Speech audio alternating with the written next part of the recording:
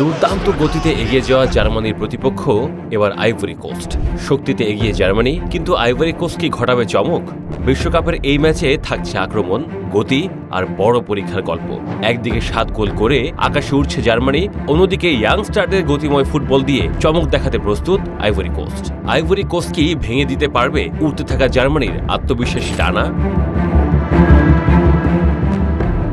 বিশ্বকাপের শুরুতেই নিজেদের শক্তির প্রমাণ দিয়েছে জার্মানি। প্রথম ম্যাচে কুরাসাওকে 7-1 গোলে হারিয়ে উড়ন্ত সূচনা করেছে নাগেলসম্যানের শিষ্যরা। সেই জয়ের পর এবার তাদের সামনে নতুন চ্যালেঞ্জ আইভরি কোস্ট। কাগজে কলমে জার্মানি এগিয়ে থাকলেও ফুটবলে সবসময় হিসাব মেলে না, তাই এই ম্যাচ ঘিরে বাড়ছে উত্তেজনা।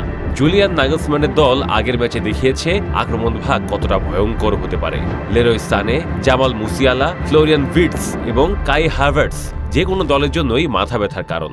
শুধু আক্রমণ নয়, অভিজ্ঞতার দিক থেকেও শক্তিশালী জার্মানি। 40 বছর বয়সেও পোস্টের নিচে আছেন মানুয়েল নয়ার। বিশ্বকাপে জার্মানির সবচেয়ে বয়স্ক খেলোয়াড় তিনি, তবে তার পারফরমেন্সে বয়সের ছাপটাই যেন নেই। তার সামনে অধিনায়ক জোশুয়া কিমিচ, জোনাথন টাহ এবং নিকো স্লটারবেকদের নিয়ে গড়া ডিফেন্সও বেশ শক্তিশালী। অন্যদিকে আইভরি কোস্টও মাঠে নামছে নতুন আশা নিয়ে। ভিসা জটিলতা কাটিয়ে দলে যোগ দিয়েছেন স্ট্রাইকার ইলি ওয়াহি।